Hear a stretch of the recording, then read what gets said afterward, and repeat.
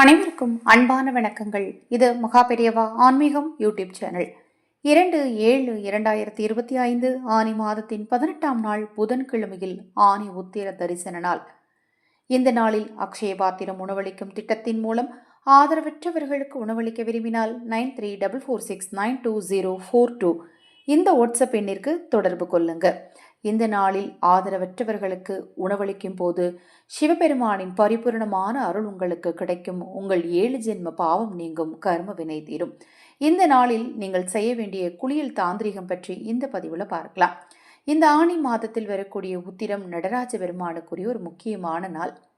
நடராஜ பெருமானுக்கும் அபிஷேகத்துக்கு திருமணஞ்சனம் வாங்கி கொடுக்கறது ரொம்ப ரொம்ப நல்லது. திருமண தடை இருக்கிறவங்க, கணவன் மனைவிக்குள்ள ஒற்றுமையே இல்லைங்க, இப்போதான் திருமணமாச்சு ஆனால் கணவன் மனைவிக்குள்ள ஒரு புரிதல் இல்லை, திருமணமாகி பல வருடங்கள் ஆகுது, பசங்கள்லாம் பெருசாயிட்டாங்க ஆனாலும் என்னுடைய கணவர் என்னை புரிஞ்சுக்கிறது இல்லை, இதை மாதிரி உங்கள் குடும்பத்தில் கணவன் மனைவிக்குள்ள என்ன பிரச்சனை இருந்தாலும் சரி, இந்த ஆணி திருமஞ்சன நாளில் தவறாமல் சிவாலயத்துக்கு போய் நடராஜருடைய அபிஷேகத்துக்கு திருமஞ்சனத்தை வாங்கி கொடுங்க.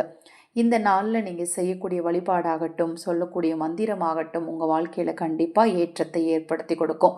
எவ்வளவோ துன்பங்கள், எவ்வளவோ கஷ்டங்கள், இதையெல்லாம் சரி செய்யணும் அப்படின்னா வழிபாட்டால் மட்டும்தான் முடியும். தொடர்ந்து நம்பிக்கையோடு வழிபாடு செய்யுங்க. அன்றாடம் செய்ய வேண்டிய எளிமையான சூட்சம மந்திர, தந்திர, தாந்திரீக, மாந்திரீக பூஜை முறைகளை தொடர்ந்து நம்ம சேனலில் நான் பதிவு செய்துட்ருக்கிறேன். நான் போடக்கூடிய பதிவுகளில் உங்களுக்கு என்ன சந்தேகம் வந்தாலும் வாட்ஸ்அப்பில் கேளுங்க, கண்டிப்பாக தெளிவுபடுத்துகிறேன். இந்த பதிவில் நான் சொல்லக்கூடிய மந்திரம் என்ன, அதாவது கமெண்டில் நீங்கள் டைப் பண்ண வேண்டிய மந்திரம் என்ன அப்படின்னு பார்த்தீங்கன்னா, ஓம் நடராஜ பெருமானே போற்றி, ஓம் நடராஜ பெருமானே போற்றின்னு டைப் பண்ணுங்க.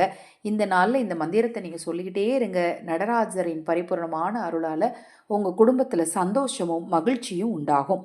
இந்த நாளில் நீங்கள் குளிக்கிற தண்ணீரில் 16 செல்வங்களும் தேடி வர, உங்கள் செல்வாக்கு உயர இந்த 3 பொருட்களை சேர்த்துக்கோங்க. அதில் முதல் பொருள் பன்னீர். சிறிதளவு பன்னீர் ஊற்றிக்கோங்க. சிறிதளவு சந்தனம் வெள்ளையாக இருந்தாலும் போட்டுக்கலாம், இல்லை தூளாக இருக்கா தூளாக இருந்தாலும் நீங்கள் போட்டுக்கலாம்.